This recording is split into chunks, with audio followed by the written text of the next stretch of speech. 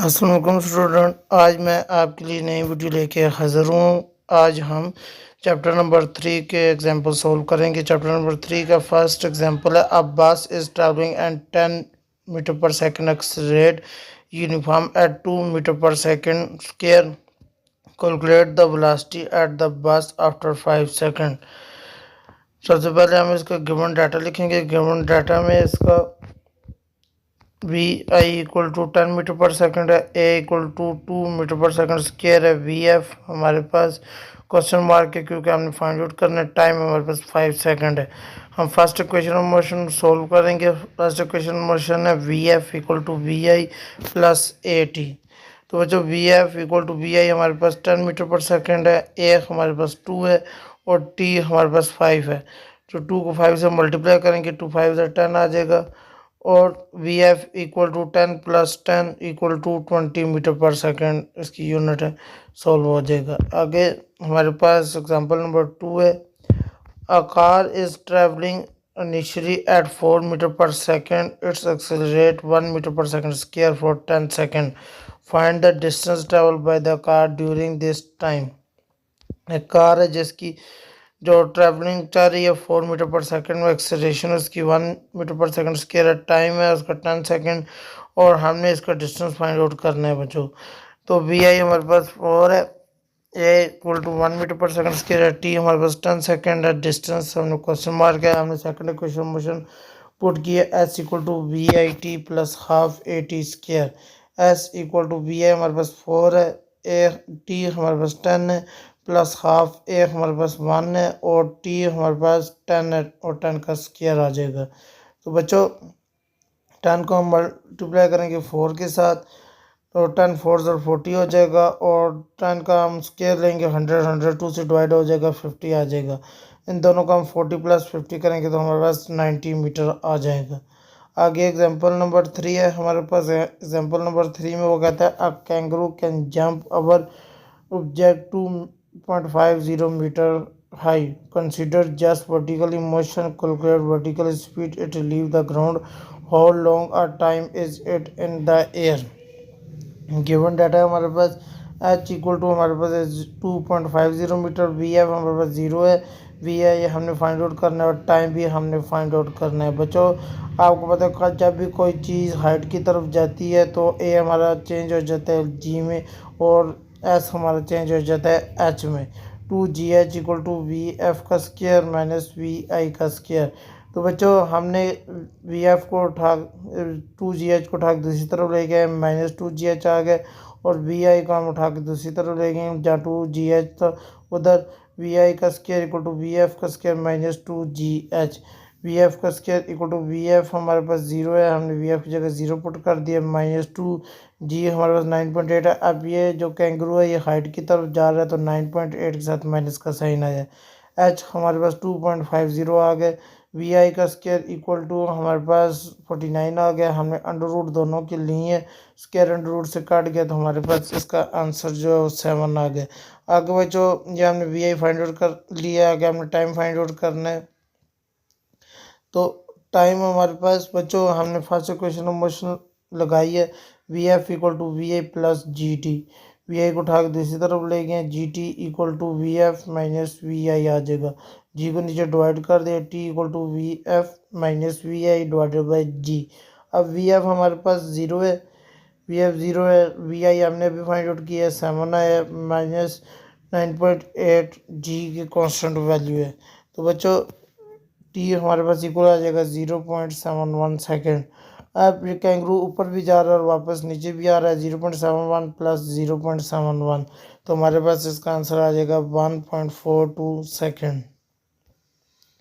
आगे numerical number 3.4 में वो कह रहा है, if a projectile launch horizontally with the speed of 12 metre per second from the top of 24.6 meter high building, determine the horizontal displacement of the object।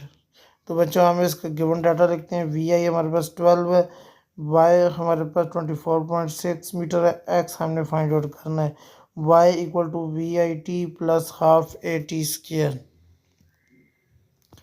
अब बच्चों हम Y की जगह 24.6 लिखते हैं। आगे वी आई हमारे पास ज़ीरो है, वी आई की जगह हम ज़ीरो लिखते हैं। आगे टी को हम टी लिखते हैं +1/2।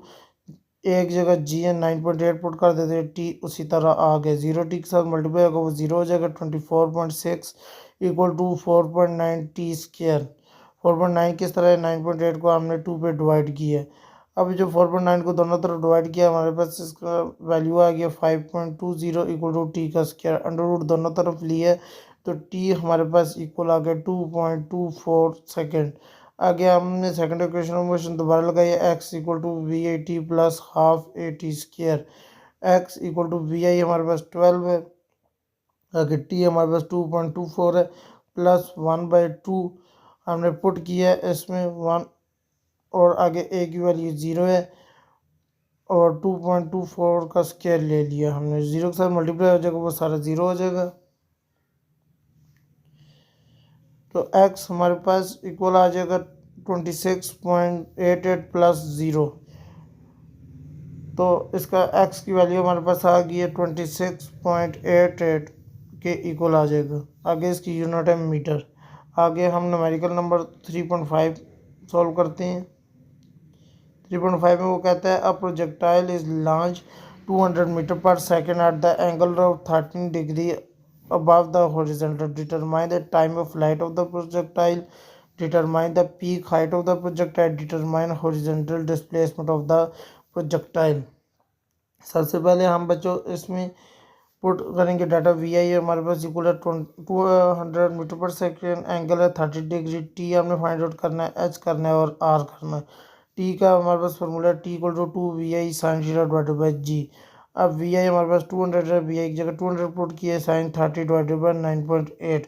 टी इक्वल टू हमारे पास 200 डिवाइडेड बाई 9.8 आया। इसका आंसर हमारे पास 20.4 सेकेंड आ जाएगा। आगे बच्चों हाइट का फॉर्मूला लगाया हमने, वी आई का square sine square theta divided by 2g। उसी तरह वी आई हमने 200 पुट किया है, साइन स्क्वायर थीटा जगह 30 पुट किया है, 2g 9.8 है। H equal to 100 divided by 19.6 है। इसका आंसर हमारे पास 5.1 मीटर आ गया। अब तीसरी चीज़ है हमारे पास, हमने डिस्प्लेसमेंट फाइंड आउट करना है, रेंज। इसकी रेंज का फॉर्मूला है हमारे पास आर इक्वल टू वी आई का square sine 2 theta divided by g. V i हमारे पास 200 पुट किया, साइन 230 के साथ मल्टीप्लाई किया डिवाइडेड बाई 9.8। हमारे पास वैल्यू है ये R equal to 34,641 divided by 9.8। हमारा ये इक्वल आ गए 3534.7 मीटर के इक्वल। न्यूमेरिकल नंबर 6 है हमारे पास, 46 gram tennis ball is launch from 1.35 kg homemade cannon. If the cannon recoil with the speed of 2.1 meter per second, determine the muzzle speed of the tennis ball. तो बच्चों हम इसका data लिखते हैं। मास है हमारे पास 46 ग्राम, इसको केजी में चेंज करेंगे, वो वैल्यू है 0.046 kg। एम सी है 1.35 kg। वी सी है हमारे पास 2.1 मीटर पर सेकेंड और वी भी हमें फाइंड आउट करना है। हमने इसमें फार्मूला लगाया law of conservation of momentum. V i equal to V F equal 0 equal to हमारे पास जो मोमेंटम है वो एम वी के इक्वल है, m b v b plus m C we c. तो बच्चों हम बी सी और एम सी को उठा के दूसरी तरफ लेके जाते हैं, सर नेगेटिव साइन आ जाएगा और V B equal to minus M C we C divided by M B. अब एम सी हमारे पास 1.35 है, 2.1 से नेगेटिव साइन लगाया है क्योंकि ये ऊपर की तरफ जा रहा है, इस वजह से इसका नेगेटिव साइन आया। डिवाइडेड बाई एम बी हमारे पास 0.046 आ जाएगा। इसका आंसर हमारे पास जो है मल्टीप्लाई करके डिवाइड किया, इसका आंसर हमारे पास 61.6 मीटर पर सेकेंड की वैल्यू आ गई है। आगे न्यूमेरिकल हमारे पास 3.7 an object of mass 5 kg moving with the speed 10 meter per second collide with another object 10 kg moving in the same direction with the speed 5 meter per second. Assume that collision in one dimension elastic collision. What will be the speed of both object after collision? तो हमारे पास data है 1 equal to 5 kg, U1 equal है 10 metre per second, M2 है 10 kg, U2 है 5 metre per second, V1 और V2 हमें मालूम करना है। V1 का फॉर्मूला है हमारे पास M1 minus M2 divided by M1 plus M2 U1 plus 2M2 divided by M1 plus M2 U2। अब हमने इसमें वैल्यू पुट किया, M1 हमारे पास 5 है, 5 माइनस 10, 5 प्लस 10 मल्टीप्लाई U1 की वैल्यू है 10 प्लस 2M2 है 10, 5 प्लस 10 मल्टीप्लाई 5। हमारे पास V1 इक्वल आ जाएगा -3.33 प्लस दूसरा आ जाएगा 6.66। तो हमने इसको माइनस किया तो हमारे पास V1 की वैल्यू आ गया 3.3 मीटर पर सेकंड। आगे V2 की वैल्यू हमने पुट किया, V2 equal to M1 divide by M1 plus M2 U1 minus M1 minus M2 divide by M1 plus M2 U2।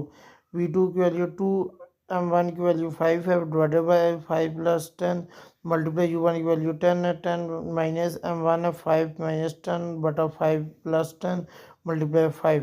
U2 V2 equal to 6.66 minus अगर -1.66 आ जाएगा।